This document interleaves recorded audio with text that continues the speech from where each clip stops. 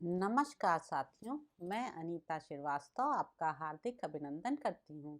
श्रीमद् वाल्मीकि रामायण में आज का प्रसंग है श्री राम का लौटना, मार्ग में अपशकुन देखकर चिंतित होना तथा लक्ष्मण से मिलने पर उन्हें उलाहना दे सीता पर संकट आने की आशंका करना। इधर मृग रूप से विचरते हुए उस इच्छानुसार रूप धारण करने वाले राक्षस मारीच का वध करके श्री रामचंद्र जी तुरंत ही आश्रम के मार्ग पर लौटे। वे सीता को देखने के लिए जल्दी जल्दी पैर बढ़ाते हुए आ रहे थे। इतने ही में पीछे की ओर से एक सियारिन बड़े कठोर स्वर में चीत्कार करने लगी। गीदड़ी के उस स्वर से श्री रामचंद्र जी के मन में कुछ शंका हुई। उसका स्वर बड़ा ही भयंकर तथा रोंगटे खड़े कर देने वाला था। उसका अनुभव करके वे बड़ी चिंता में पड़ गए। वे मन ही मन ये कहने लगे कि यह सियारिन जैसी बोली बोल रही है, इससे तो मुझे मालूम हो रहा है कि कोई अशुभ घटना घटित हो गई। क्या विदेह नंदनी सीता कुशल से होंगी? उन्हें राक्षस तो नहीं खा गए? मृग रूपधारी मारीच ने जानबूझकर मेरे स्वर का अनुसरण करते हुए जो आर्त पुकार की थी, वह इसलिए कि शायद इसे लक्ष्मण सुन सकें। सुमित्रा नंदन लक्ष्मण वह स्वर सुनते ही सीता के ही भेजने पर उसे अकेली छोड़कर तुरंत मेरे पास यहाँ पहुँचने के लिए चल देंगे। राक्षस लोग तो सबके सब मिलकर सीता का वध अवश्य कर देना चाहते हैं। इसी उद्देश्य से यह मारीच राक्षस सोने का मृग बनकर मुझे आश्रम से दूर हटा ले आया था और मेरे बाणों से आहत होने पर जो उसने आर्तनाद करते हुए कहा था कि हा लक्ष्मण, मैं मारा गया, इसमें भी उसका वही उद्देश्य छिपा था। वन में हम दोनों भाइयों के आश्रम से अलग हो जाने पर क्या सीता सकुशल वहां रह सकेंगी? जन स्थान में जो राक्षसों का संहार हुआ है, उसके कारण सारे राक्षस मुझसे वैर बांधे ही हुए हैं। आज बहुत से भयंकर अपशकुन भी दिखाई देते हैं। सियारिन की बोली सुनकर इस प्रकार चिंता करते हुए मन को वश में रखने वाले श्री राम तुरंत लौटकर आश्रम की ओर चल दिए। मृग रूपधारी राक्षस के द्वारा अपने को आश्रम से दूर हटाने की घटना पर विचार करके श्री रघुनाथ जी शंकित हृदय से जनस्थान को आए। उनका मन बहुत दुखी था।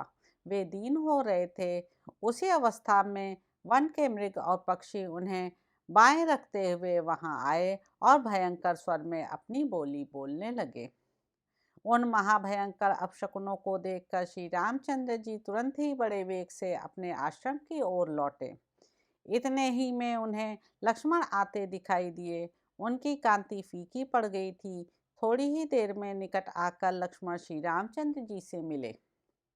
दुख और विषाद में डूबे हुए लक्ष्मण ने दुखी और विषादग्रस्त श्री रामचंद्र जी से भेंट की। उस समय राक्षसों से सेवित निर्जन वन में सीता को अकेली छोड़कर आए हुए लक्ष्मण को देख भाई श्री राम ने उनकी निंदा की।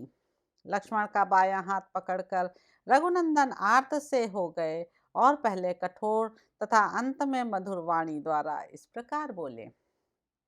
अहो सौम्य लक्ष्मण, वह तुमने बहुत बुरा किया जो सीता को अकेली छोड़कर यहाँ चले आए। क्या वहाँ सीता सकुशल होंगी? वीर, मुझे इस बात में संदेह नहीं है कि वन में विचरने वाले राक्षसों ने जनक कुमारी सीता को या तो सर्वथा नष्ट कर दिया होगा या वे उन्हें खा गए होंगे, क्योंकि मेरे आसपास बहुत से अपशकुन हो रहे हैं। पुरुष श्री लक्ष्मण, क्या हम लोग जीती जागती हुई जनक दुलारी सीता को पूर्णतः स्वस्थ एवं सकुशल पा सकेंगे? महाबली लक्ष्मण, ये मृगों के झुंड जैसा अमंगल सूचित कर रहे हैं, ये गीदड़ जिस तरह भैरवनाद कर रहे हैं तथा जलती सी प्रतीत होने वाली संपूर्ण दिशाओं में पक्षी जिस तरह की बोली बोल रहे हैं, इन सब से यही अनुमान होता है कि राजकुमारी सीता शायद ही कुशल से हों। यह राक्षस मृग के समान रूप धारण करके मुझे लुभा कर दूर चला आया था। महान परिश्रम करके जब मैंने इसे किसी तरह मारा, तब यह मरते ही राक्षस हो गया। लक्ष्मण, अतः मेरा मन अत्यंत दीन और अप्रसन्न हो रहा है। मेरी बाईं आंख फड़क रही है। इससे जान पड़ता है कि निसंदेह आश्रम पर सीता नहीं है। उसे कोई हर ले गया, वह मारी गई अथवा मार्ग में होगी। तो इस प्रकार साथियों, अरण्य कांड में निहित 57वां सर्ग यहाँ पर समाप्त होता है। इसके अगले अंक में आप जानेंगे कि मार्ग में अनेक प्रकार की आशंका करते हुए लक्ष्मण सहित श्री राम का आश्रम में आना और वहां सीता को ना पाकर व्यथित होना। अब आपसे अगले अंक में मुलाकात होगी।